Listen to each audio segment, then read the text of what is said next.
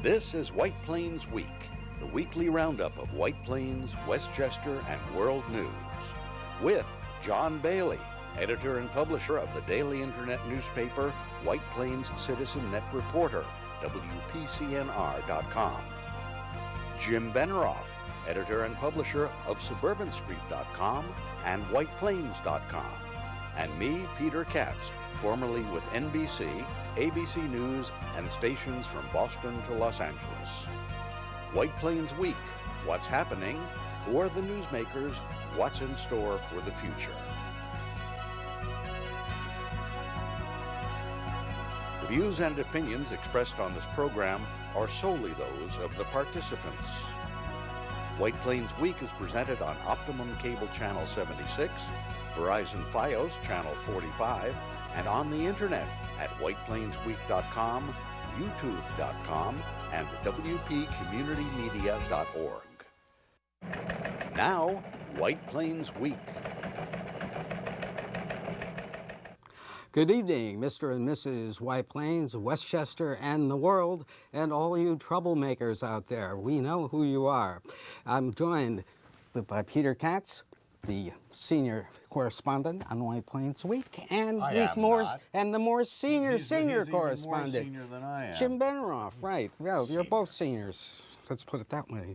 And, of course, one of the premier troublemakers, Jim Benerofe, with the headlines.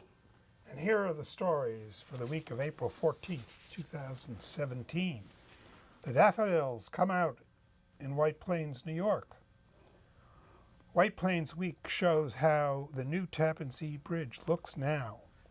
French-American School of New York protests to city that they ignored their own findings in voting 5-2 that Ridgeway Parcel A was environmentally sensitive. Governor Cuomo signs free college tuition, Excelsior scholarship into law.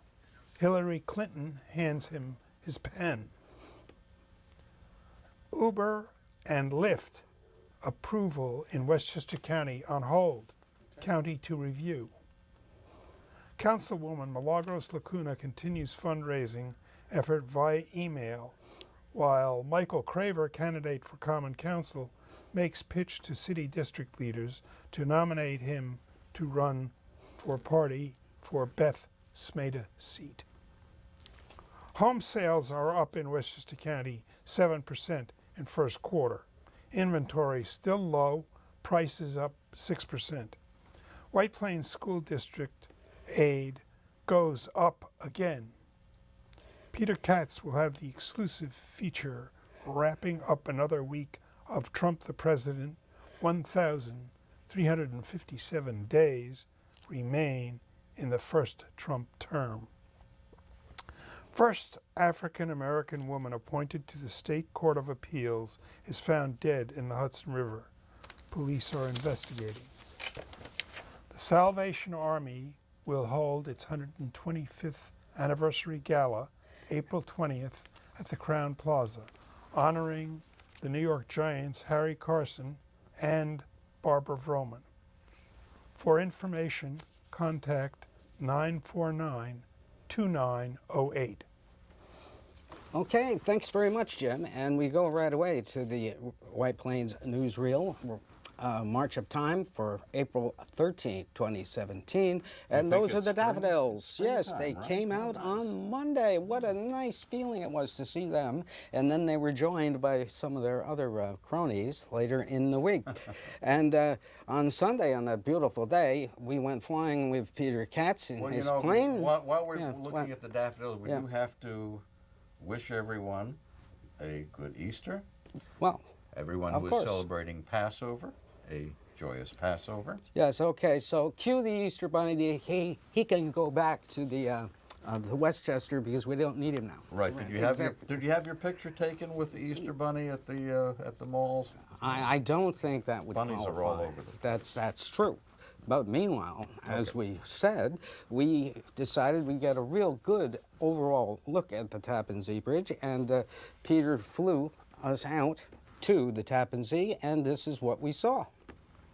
And that's the view from the eastern side of the Tappan Zee Bridge. showing span You at can, a you distance. can see that the toll booths are long gone, and you can see how the new roadways will parallel the existing one leading up to the bridge. And you can see that the sweeping curve Almost to get on 90 the Rockland degrees. side is extensive. They were supposed to have tilted the roadway somewhat to aid in making the turn without having to reduce your speed too much. And there's the view. Right in the center of the picture, you can see the blue steel work that has yet to be covered with the concrete roadway on the second span. But on the northernmost span, you can see that is complete, and that's a real bridge. And it does indeed link one side of the river, the Westchester side, with the other side, the Rockland side. It looks very much as if they are on schedule. Yeah, so we're shooting for sometime in 2018, and in 2018, when they complete the middle span there, they're going to start tearing down the old bridge and connect it up. And if you look at the towers, you can see that the suspension cables used are not the traditional suspension cables as you might see on the George Washington Bridge or the Whitestone Bridge. They're not just two very heavy bundles of cable, but rather they have the strands coming out from the center towers. Very on both graceful. sides.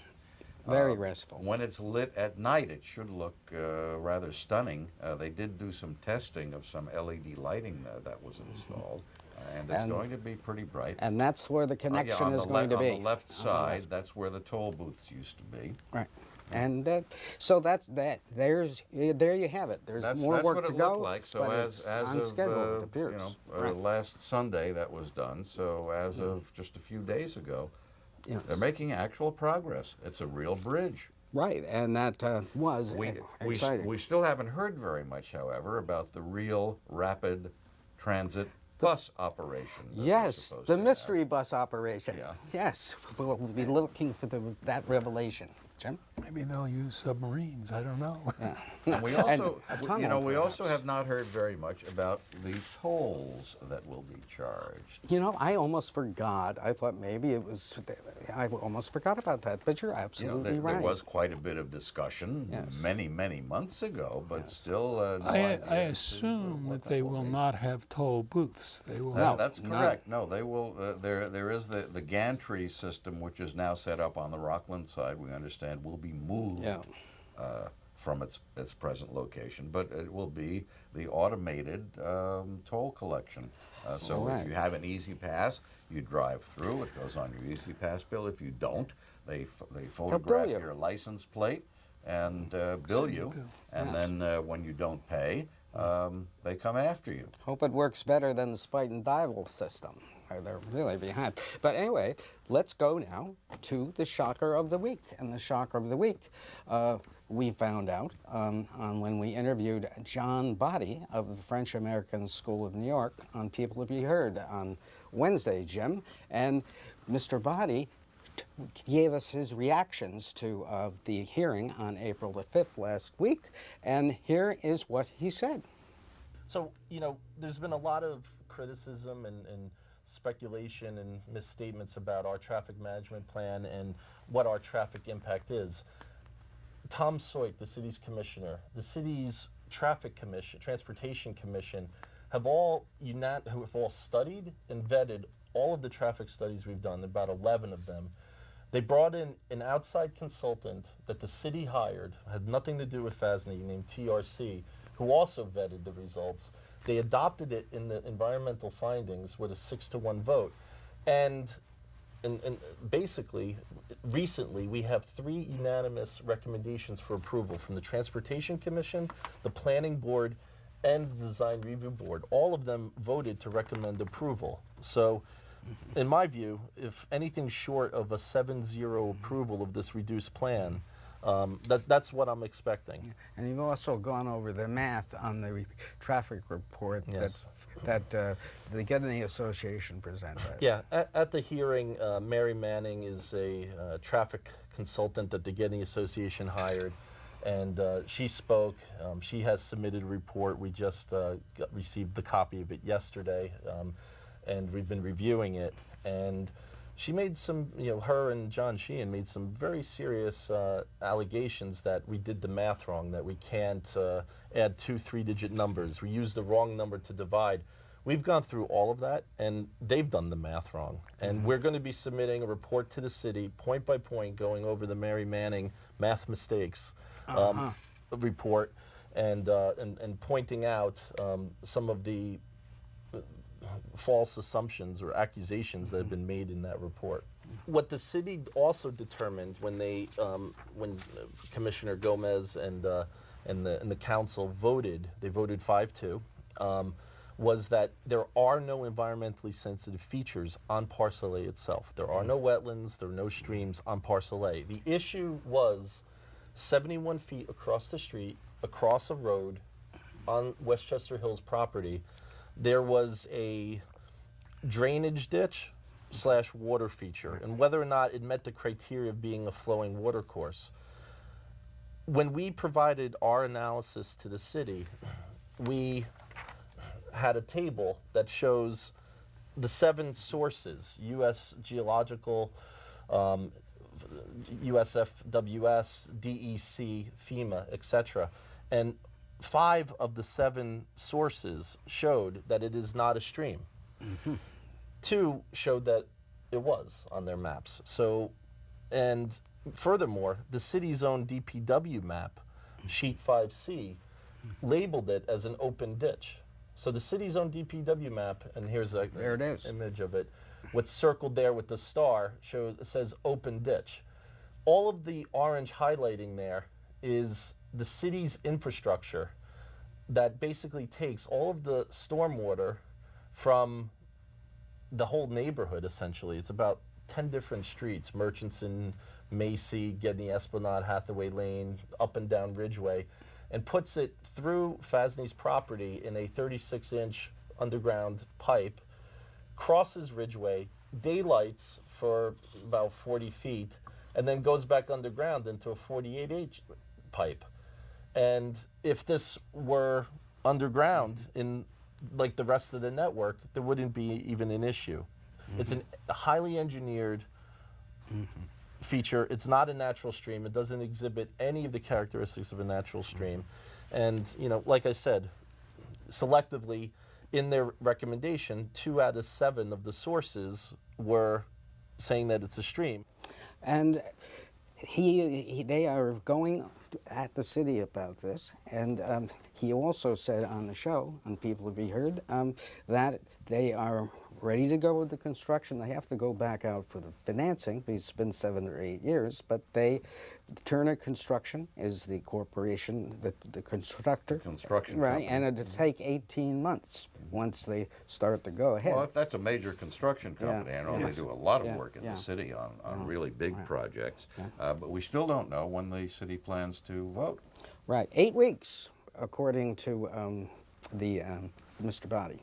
8 weeks, which would put it into June, and perhaps maybe July the 3rd.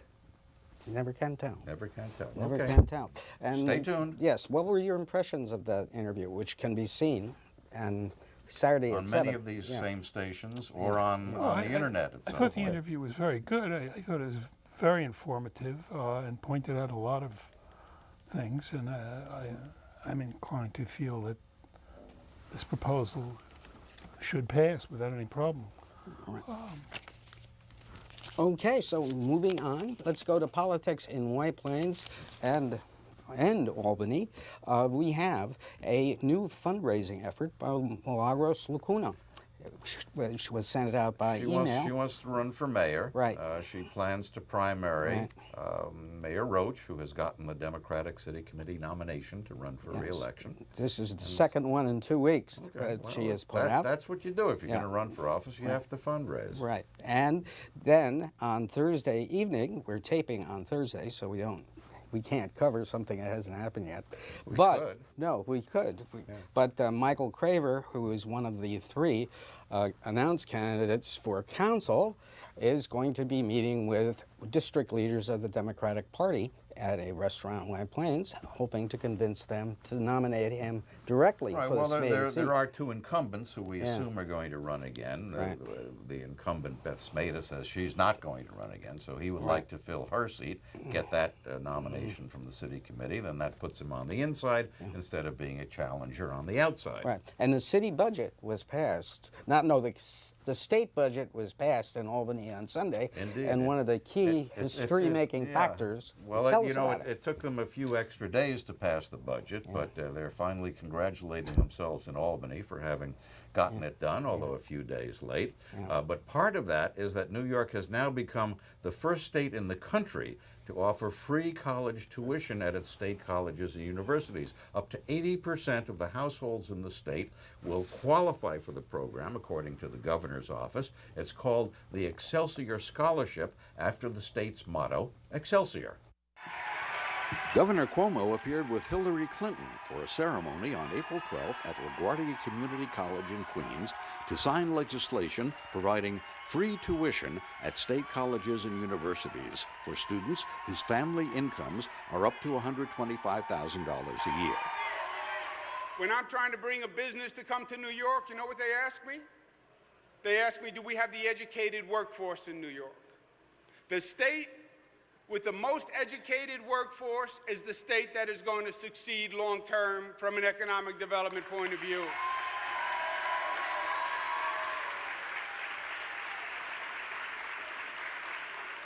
New York was number 1 in the nation. Now New York is number 12 in the nation. And it's not just a problem for New York State, it's a problem for this country. This country had the most educated workforce on the globe. Today, we are number 11 when it comes to having the most educated workforce. So it's not just an individual's hopes.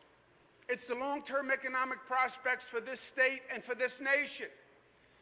And we have to do something about it.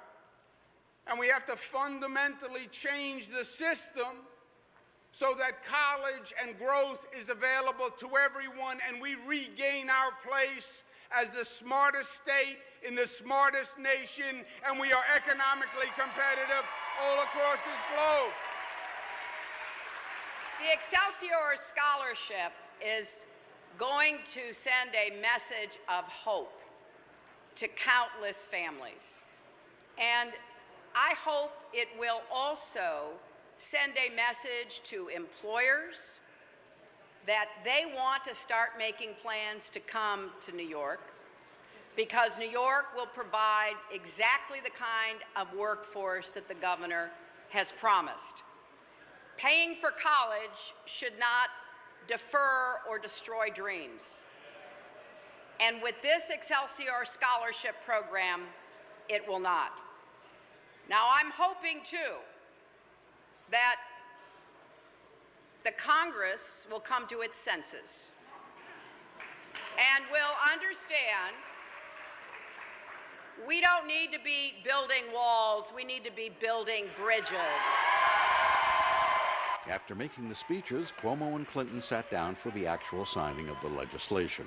The governor's office estimates that more than 900,000 families and individuals will be eligible for the free tuition program, which will be phased in beginning this fall.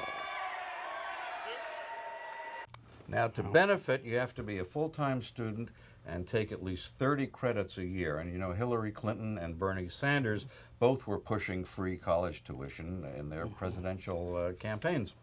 Right, but right now, without further ado, let's go to the feature you've all been waiting for this week. Trump, the president. Speaking of presidential campaigns, right, President Trump says he may be open to reappointing Federal Reserve Chairwoman Janet Yellen to another term.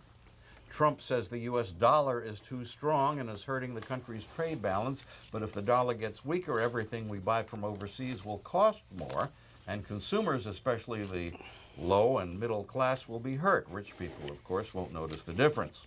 There have been numerous reports of turmoil in the top ranks of the White House staff, with staffers taking sides between Trump's chief advisor, Steve Bannon, and his son-in-law and chief advisor, Jared Kushner. Wasn't it Ernest Hemingway, John, who wrote that great book, The Son-in-Law Also Rises?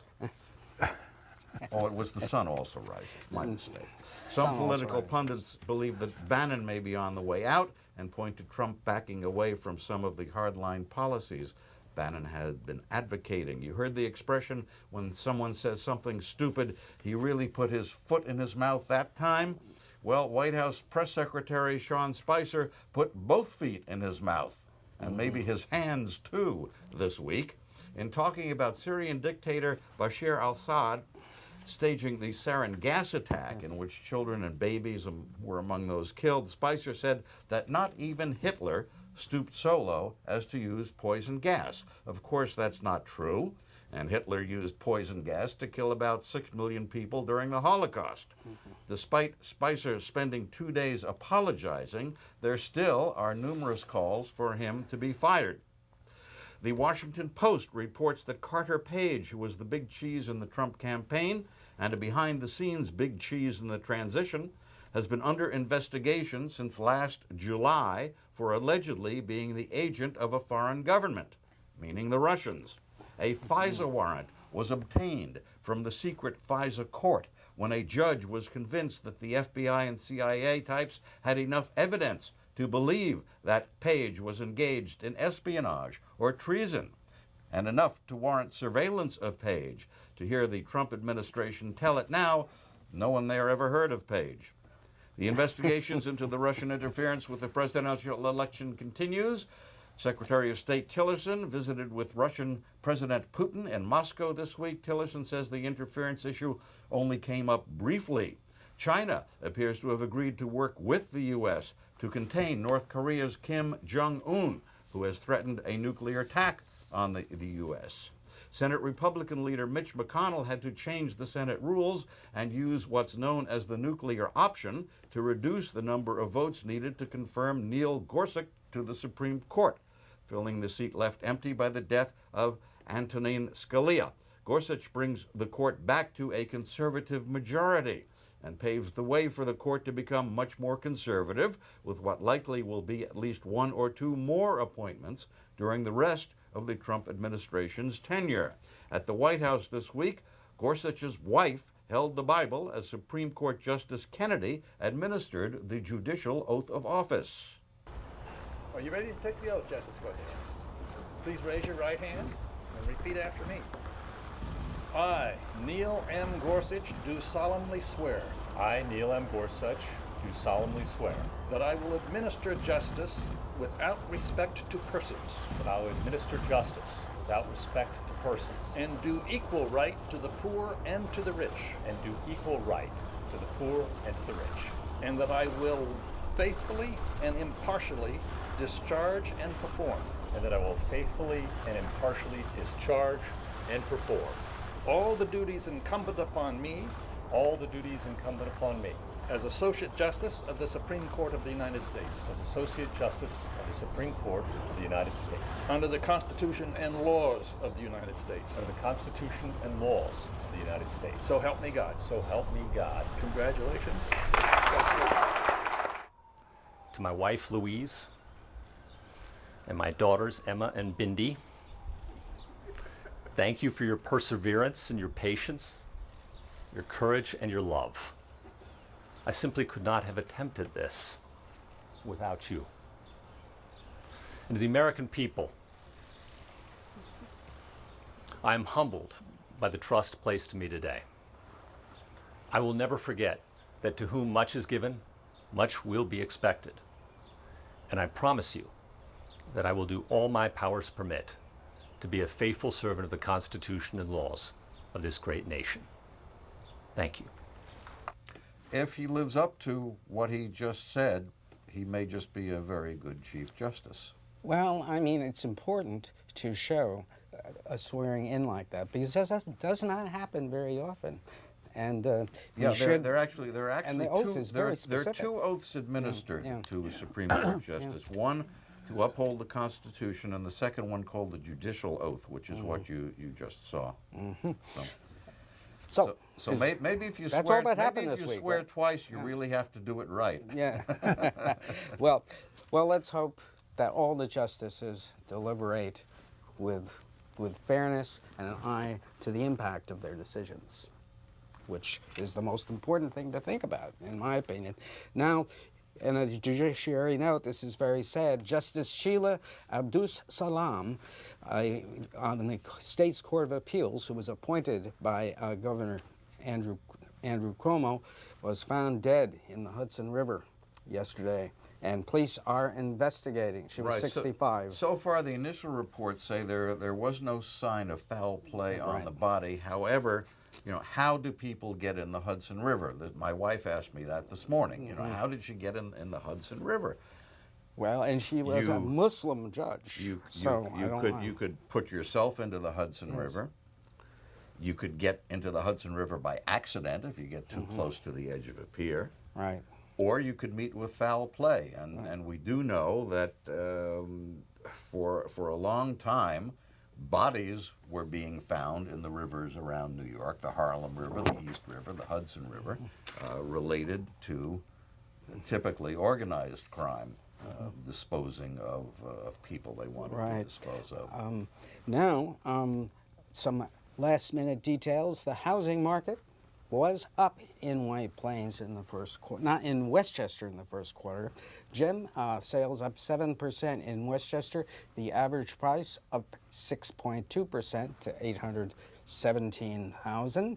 The median price, which is a mix of the higher price and well, it's right, the lower that's right. price, Median is right in the middle of the high and the low. Is $600,000, and it's even only with 2014-15 levels. I mean, that's good news, but it's not as good as it really should be. Well, on my block, John, home sales are not up at all. There are several houses, a couple of houses at least, that have been sitting on the market for a very, very long time.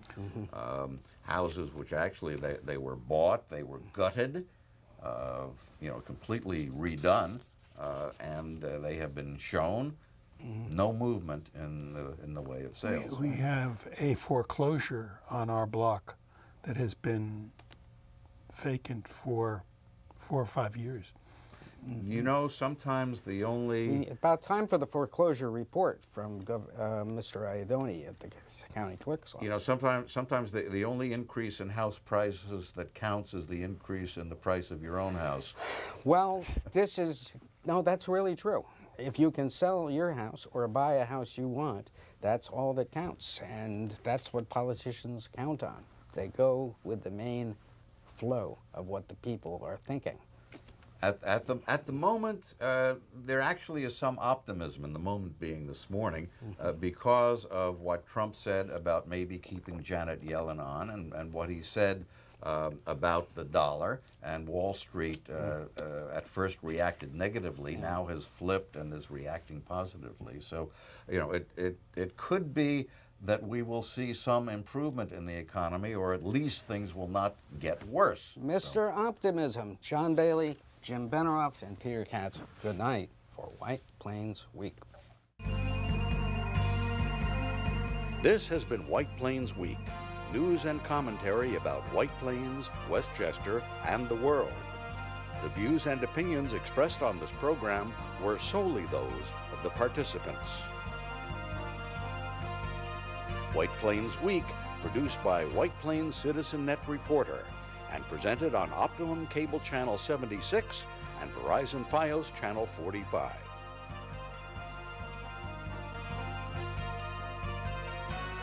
You may view White Plains Week anytime on the internet at whiteplainsweek.com, youtube.com, and wpcommunitymedia.org.